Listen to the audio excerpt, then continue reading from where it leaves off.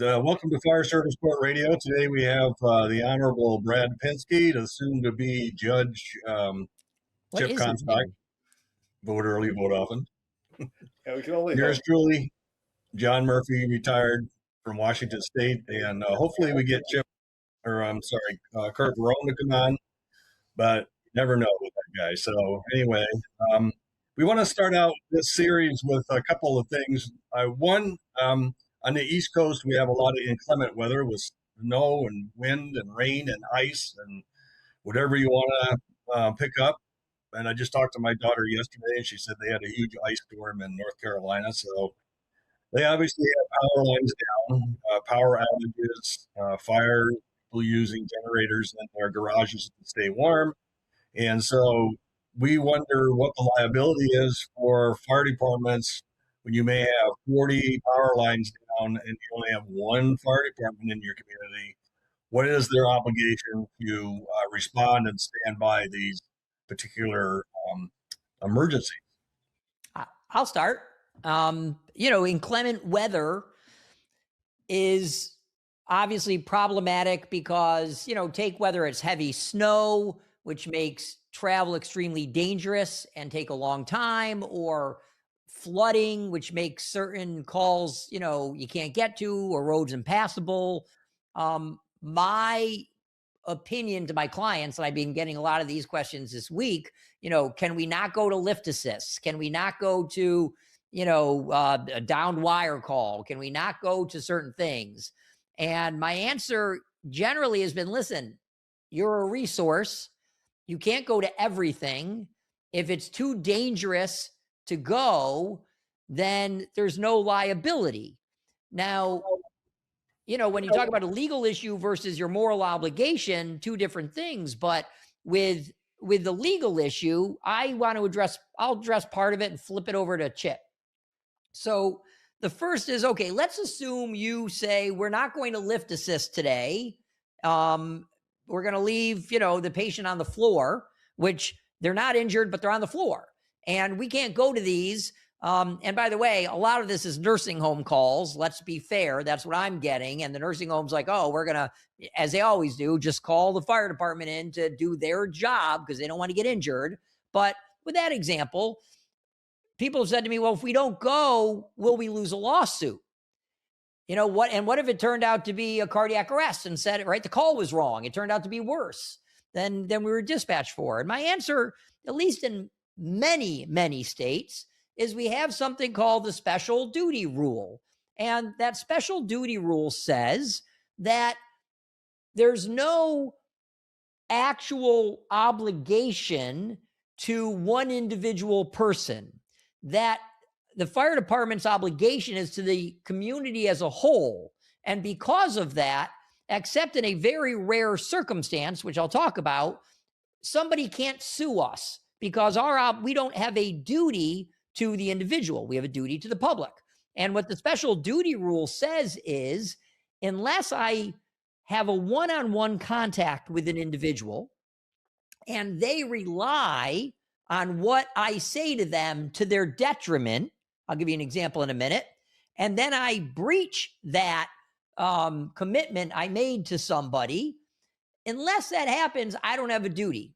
So to form that special relationship or special duty, I basically have to say to somebody, stay there, I'm coming, and then basically not show up.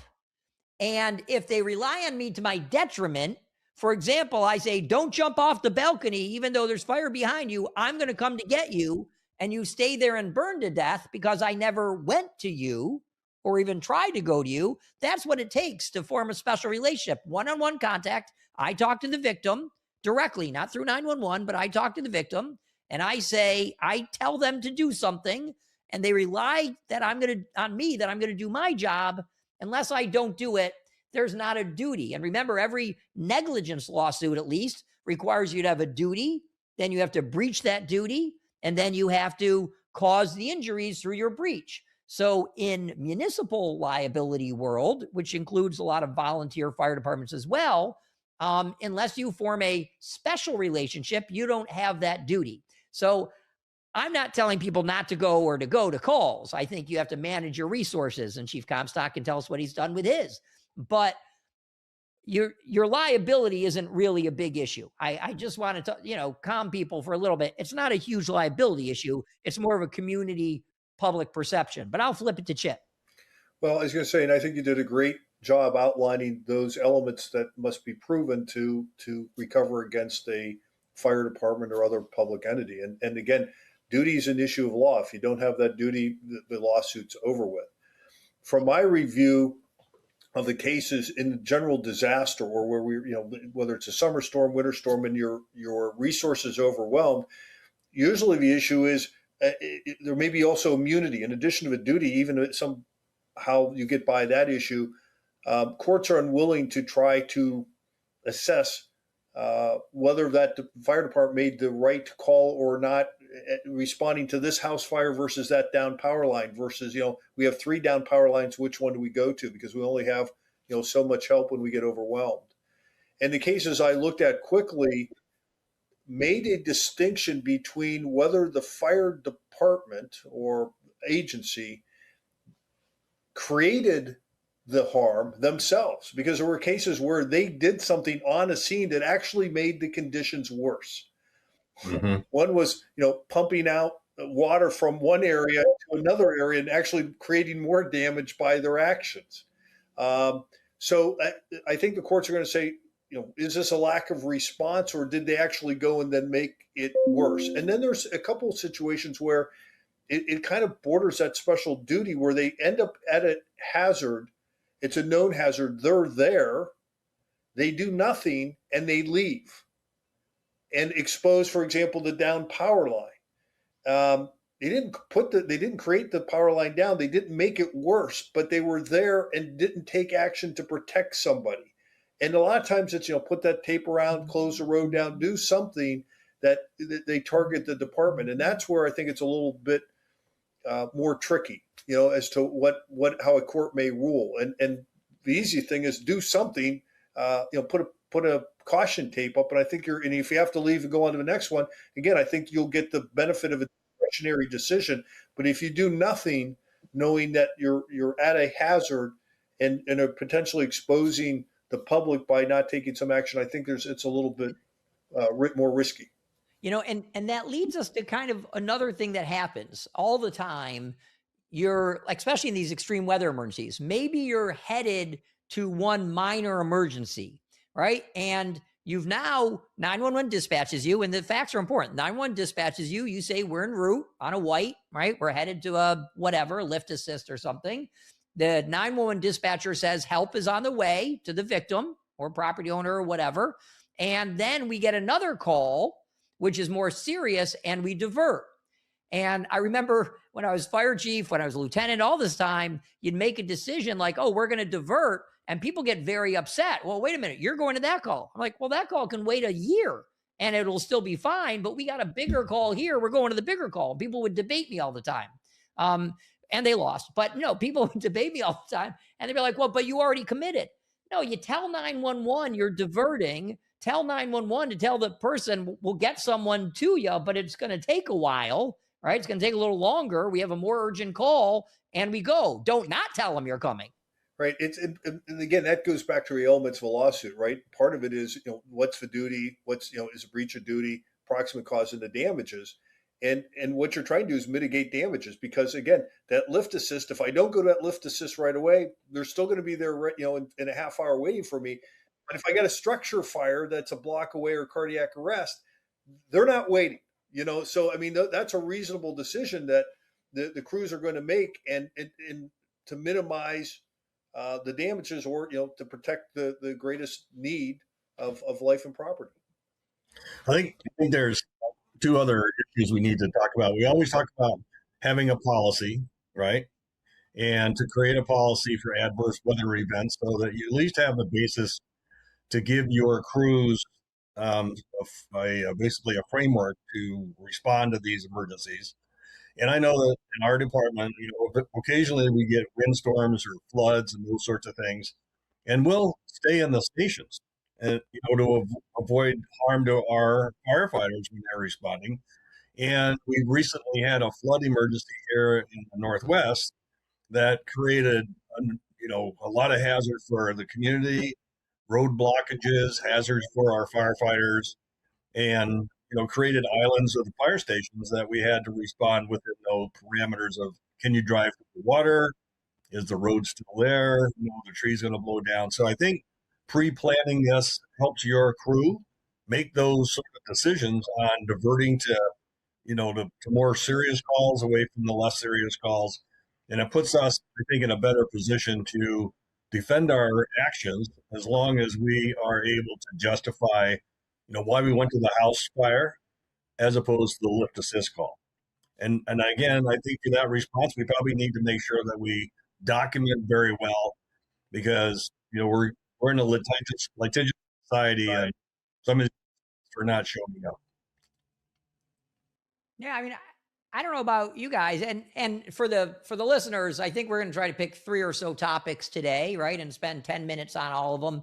But to me, that pretty much summarizes it. I just don't think departments should worry about responding to calls when it's too dangerous to do it. And I recognize to the homeowner that it's inconvenient or scary, but we only have so many resources, and it's frankly too dangerous, especially now. Most of my clients got anywhere between 1 foot and 2.5 feet of snow in 24 hours. So the Hudson Valley, the center of New York, upstate New York, Buffalo, I mean, they got slammed. And there's nothing you could do. There was a lawsuit, I remember. I hope it wasn't my clients that I'm speaking about, but there was a lawsuit. I think Kurt and I may have covered on our show, but where somebody was in the house and the fire and ambulance crew couldn't get to the victim because there was too much snow. They got to the driveway, but they couldn't get through. And then they said, even if we got through, we couldn't get you out. So they told the victim, we'll be back, when it's plowed or whatever. And they left. And I thought that was the hardest of situations, because you're there. You now have one-on-one contact with the victim. They're not really relying on anything you said, because you're saying, I can't get there, but you're staring at the victim, not like a cardiac arrest, but maybe make it a cardiac arrest for this. What do you do? What do you do when you can't get to the victim, right? The snow's too high and we just can't shovel 30 feet. Do you do it anyway? Do you call in resources? Do you leave and go to something else? I mean, like, Chip, what would you do when that happens? Something seemed to spark my memory. That may have been Pittsburgh, Pennsylvania, and I don't know why that. I think that, but yeah, I mean, we can't make up stuff that hasn't happened. I mean, that is in fact a real case scenario that you covered, and I think we covered it a little bit in John saying, make sure to the extent you can't have a policy. I think it's a great start. You can't have policies that cover everything, and there has to be some discretion. And at the end of the day, the other part of this is, if you're going to make a decision and you can't get there, make sure you document, what you did and why you did it. And so you have something to fall back on down the road when somebody questions you about what may not be a great outcome, but one which was probably inevitable anyways. Yeah. Let's we have another topic here, which I think is interesting. I'm not sure we're really prepared to talk about it, but they had that fire where the firefighter was lost in the house, fell through the floor, was lost, wasn't found for 20, 25 minutes, suffered an air shortage and passed away. There was a large lawsuit, ended up in a $31 million judgment against the city or the town that brought on this sort of mutual aid firefighter. And I read in the further analysis that award is going to be challenged for lots of different reasons, which I think we talked about in our last show, and Brad and Kurt talked about in their show. And so the question that we should talk about here is the responsibility and liability of a borrowed servant if you're calling in mutual aid responses to assist you in a large event. Somebody dies as a result of that from the mutual aid department. And so what's the liability and the responsibility of the host organization in these sort of situations of a death, an injury, is there a liability there? Thank you for totally diverting us from anything I was thinking about. So, the answer to that in some states, like New York, which is way more heavily regulated, right? I think Chip and John and Kurt would agree than almost any other state with regard to the fire service. The answer in New York State and a couple other states is it's by statute, right? Statutes tell you who's liable. In other states, though, you don't have that, right? And so it would, I imagine, would be the question of, okay, at Department 1, the chief of Department 1 shows up, he's in charge of whatever, calls in chief of Department 2, and who's negligent? Now, this is usually what happens. Department 1, gets sued, and then they bring in Department 2 saying, no, it's Department 2's fault. Department 2 says it's Department 1's fault. And you have a question, right? I could see I'm the incoming mutual aid chief. And I'm like, look, I just arrived. Don't put any liability on me. You gave me a job, but you got to give me time to do it. And, for example, okay, you were the first arriving. You should have done size up. That's not my fault, right? And so if you didn't do it, I assumed you did. And you start to get into that. Whose fault is it? So first of all, if you get injured, generally in Ohio, with respect to your own department, you have workers' comp. Now, I've drafted mutual aid agreements where each department is responsible for their own employees in terms of workers' comp. And the departments who are signatory to the contract or the agreement can waive claims against each other, right? The problem becomes the individual firefighters aren't necessarily, they're not necessarily bound by that agreement because they're not signatories. They're not parties to that agreement. So it doesn't prevent necessarily a employee from one department or a volunteer from one department suing another department. Now, again, you could argue that workers' comp is as an employee is your exclusive remedy, but that's not always the case. We'd also have immunities that would apply. That again, a lot of times with whether it's against a department or the incident commander, was it reckless behavior? Was it negligence behavior? Because if it was negligence, there's probably no liability. If you get reckless, willful, wanton, etc., it becomes more problematic. But one of the things you can put, I think, and we've talked before about mutual aid agreements, is who is responsible for their own personnel, right? Because if I put in there that your department is responsible for the well-being and safety of your personnel,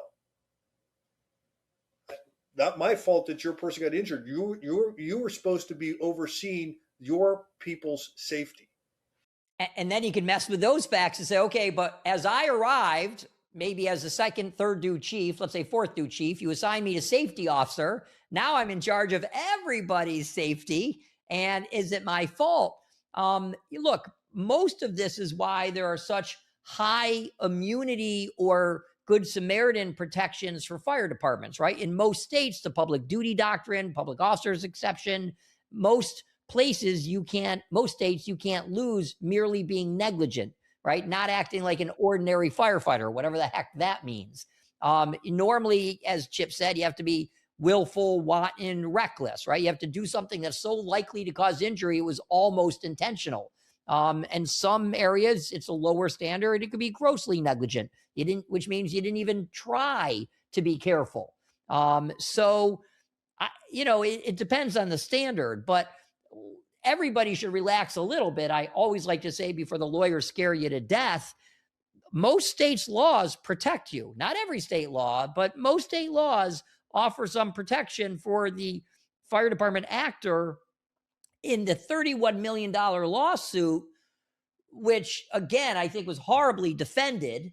I think we all agree it was horribly defended, but they didn't even put on an expert to refute the expert who tells what the national standard is, which I guarantee his own department doesn't comply with. No offense to the chief who testified, but to say there's not one department in the United States or in the world who's fully NFPA compliant. End of story. So if you're not fully NFPA compliant, then you're picking and choosing which NFPA standards you adhere to. And there's very little way that a real expert could say, oh, well, these are the most important NFPAs, right? Because there's nothing in the NFPA that says this is the most important one.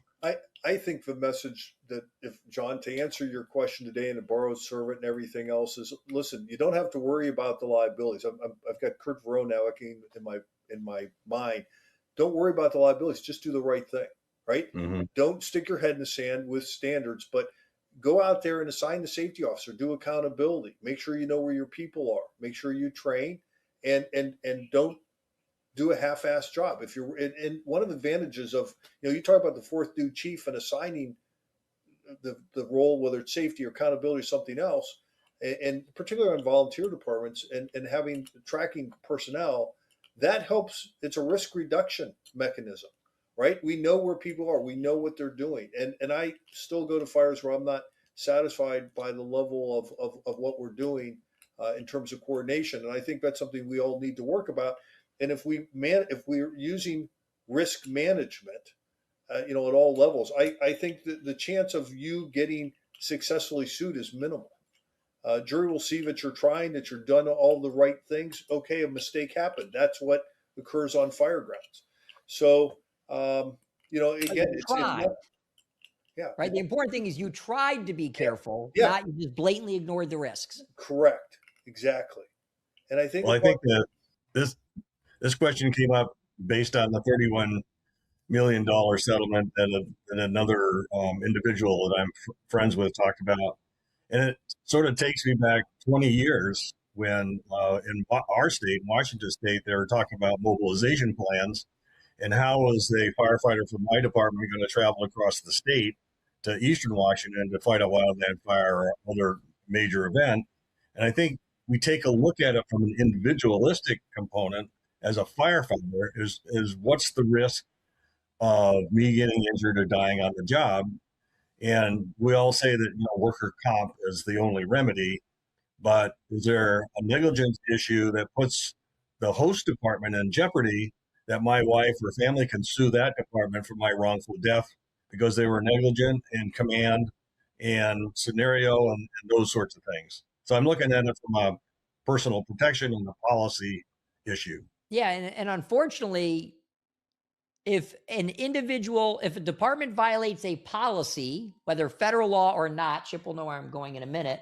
If a fire department violates a policy or a federal law like NIMS, they could be held liable because most of the laws that protect fire departments say, look, if you're making a discretionary decision, right? You could go left, you could go right, you could, go to the first floor, second floor. You're not going to be liable for that. But when you violate a policy or a law, it's not a question of did you violate the standard of care? You actually could be liable to your own department. I know that because my own department, right? Although they settled at the end, the court held, listen, you violated NIMS, not my department, but somebody else at a scene of my department. You violated NIMS. In that case, they failed to check in with command. They freelanced, again, not members of my department. And you violated NIMS, so you could be liable. Right? And so the court gets around all of this by saying you violated a federal law, you violated a policy, and you didn't use discretion, so you could be liable. There are ways around it, right? There are clearly ways around it, or they just say, listen, you were reckless and wanton. I usually tell people just do the right thing, right? Just do the right thing. If you do the right thing, you should be okay. So I'm going to throw out another curveball here because you got me thinking about this one. And this is a hard decision. It may not have the same legal implications. But our department tries to do the right thing, and we have all the right officers, and we know how to run a fire scene, but we get called to mutual aid to a department that we know never does the right thing. And do you expose your people knowing that maybe they're covered under workers' comp to that? And that's always a tough decision. And I don't know, they may be okay, they're covered in workers' comp, but that may be a risk management decision that you have to decide for getting legal implications, whether you're going to subject your people into that type of environment. So we can talk about that next time when we talk about refusal to respond to an incompetent fire department on a mutual aid request. What's up next? Well, how about this? I have it up. Go ahead. Oh, there's a sort of a recent. I find this interesting. I think it's timely. Responding liability by responding agencies without emergency lights and siren to an emergency quote unquote call. I got a call yesterday from an attorney on that exact scenario. I wanted to pick my You see, he brain. didn't like your answer. He called John instead. Well, I'm posing the question. I think that we've been emergency responders for combined over 100 years, probably maybe 99, Benjamin Franklin. and we know Benjamin Franklin. That's right. So, and I always question why we're running license siren to a call where it clearly doesn't need to do that. And I think it creates harm and jeopardy not only to your responding entity and your firefighters and EMTs, but the community at large. And there's another uh, recent case where fire trucks drive into people, drive through cars, hit houses, and a lot of that has to do with why are we going that fast with our lights and siren on, and we're sailing in harm's way. So you just said kind of the magic words. Why are we going that fast? Let's start with this. Just because you have your lights and sirens on doesn't mean you have to speed or run red lights or do anything.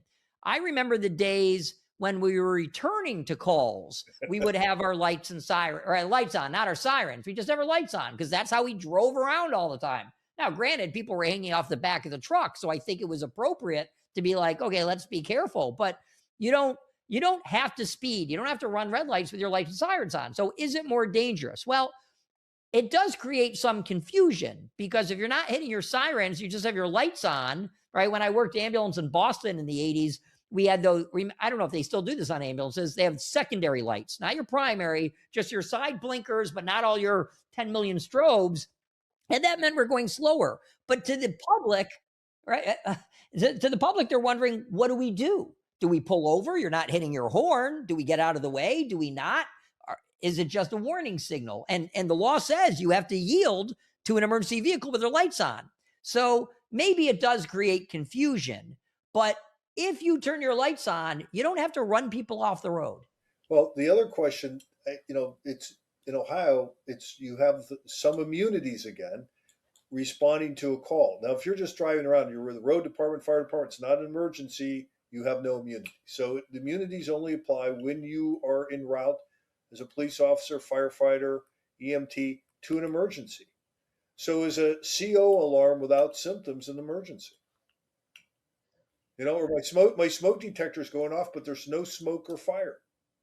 And I think those are one of the questions that's going to get asked right away is, are you really responding to an emergency? Okay, if we decide it's an emergency, then the question is, again, getting back to our last topic, are you driving in a manner that's reckless, willful, wanton, etc.?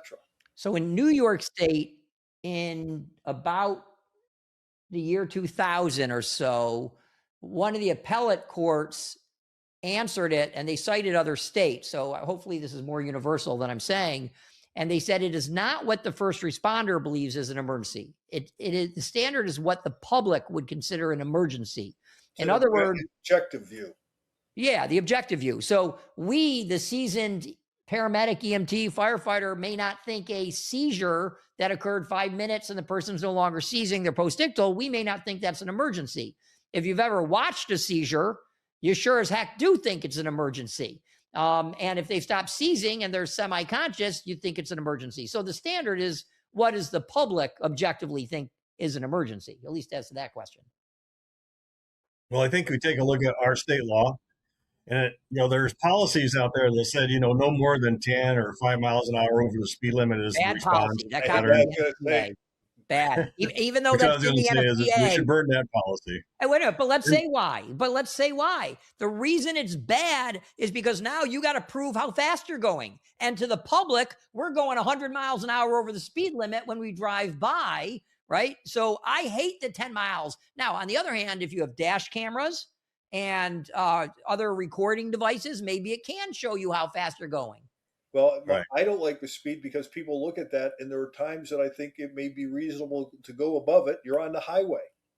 Or there's times, given weather condition, you should be half the speed, right? I mean, if I'm driving in a bad storm, I don't want you going 10 miles over the speed limit. I want you going 10 miles under. And so Right. you have to look, I think, at the circumstances.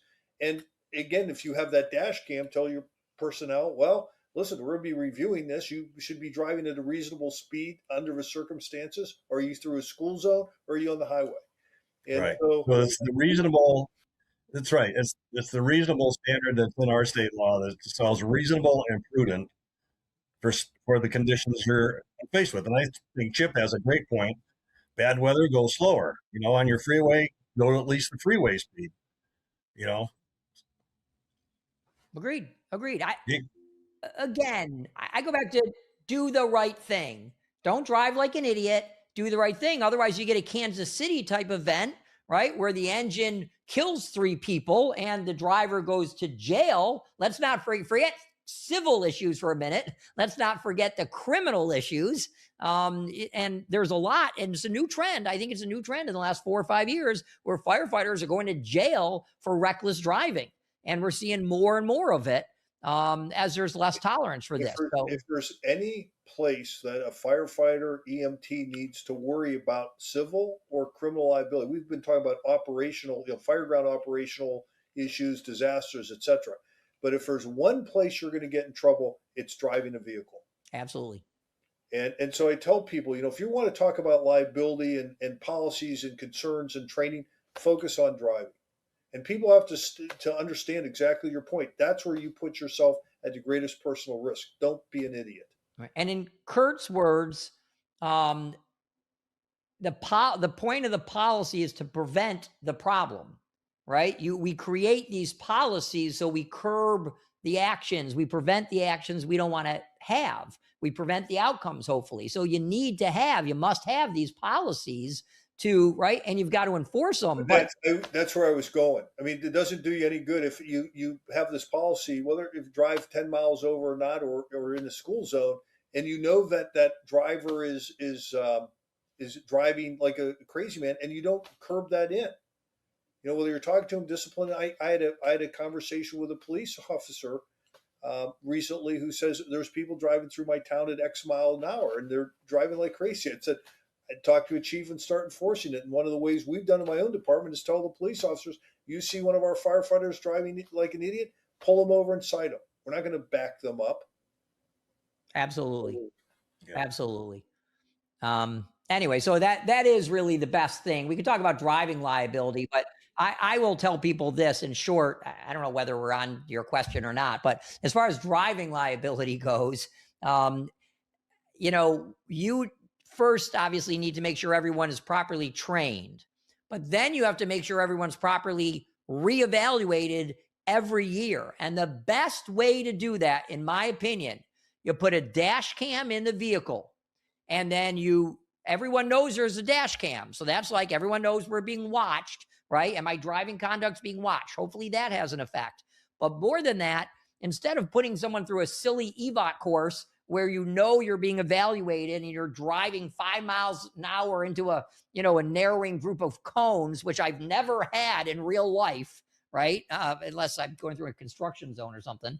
But what you do is you pull the dash cam video of your drivers going to an actual call. You review that call. You see how they actually drove to a call, maybe a couple calls, a serious call and a not serious call. See how they drove. And then you can counsel, train, supervise, whatever, the driver, and by the way, the officer in the seat, right? So and that is how you avoid a negligent supervision and a negligent training. But I'm telling you, nobody does that. Almost nobody I'm not saying nobody, but very few of anybody I talk to, which is a lot of departments, has a annual reevaluation. And the jury, questions goes like this, right? The question in front of the jury goes like this. So tell me, chief, or captain, how long have you been driving vehicles? Oh, 30 years. Oh, you got 30 years of experience. Yup. And when was the first time you were trained? Oh, 30 years ago. When's the next time you underwent some training and retraining? Never. So for 30 years, you've had no other training in driving emergency vehicles. No, you lose. I mean, that's just how it works. And the department looks horrible. Everyone listening should take my dash cam suggestion and implement it. Because I said so. And by the way, I'm selling dash cams. for a Yeah. low price of I, re- $29.99. I really wish I was. I really wish I was. But I All watched right, it. we're almost at 40 minutes, and that's what our target zone was. And I appreciate you guys being here. Certainly, we've had a couple of technical issues that I don't know if we've ever cleared it up, so I got to talk to the manager of this thing. But in closing, Brad, I'm going to give you an opportunity to close the East Coast version of fire law court in session. You know, I guess I'll go back to the winter storms. One is thank you to everybody, volunteer and career alike, who have most of my clients are hunkering down in the station, as you've talked about. They planted themselves there, and people have a hard time getting out of their driveways.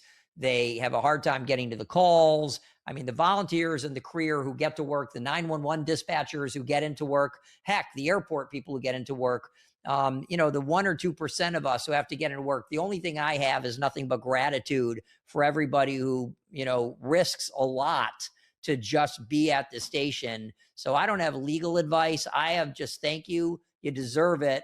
And when you need a lawyer, if bad things happen, we're all here for you. But just thank you for what you're doing, especially now. Good. From the Midwest. Then from the Middle Earth part of Ohio. I was going to say, from the somewhat East Midwest, I can't top that. I think you're right. And the other thing is not only for the sacrifice of getting to a station and spend your time there, but in many cases, leaving your families. And so we also owe collectively a thank you to the families who are willing to let their loved ones out of the home to go help others. So thank you. Thank you. I just wanted to say, I wear my hat. Seahawks are going to the Super Bowl. Yeah, they're going to kick some New England butt here in a couple of weeks. And my brother and I still have a lobster salmon bet on, which he's now cheating out because he says it's too expensive. I should just fly to Boston and eat the damn lobster instead of him shipping it. I just want to say that today's session was interesting because there's a lot of diverse topics. And I think the bottom line is do the right thing. And I'll echo Chip and what's your name again? Oh, Brad. Kurt Ferrone. I'm just kidding. Sentiments about volunteers, careers, dispatchers, anybody that gets to work in adverse weather and serving their community. God bless you all. And until next month, Fire Service Court in session is checking out.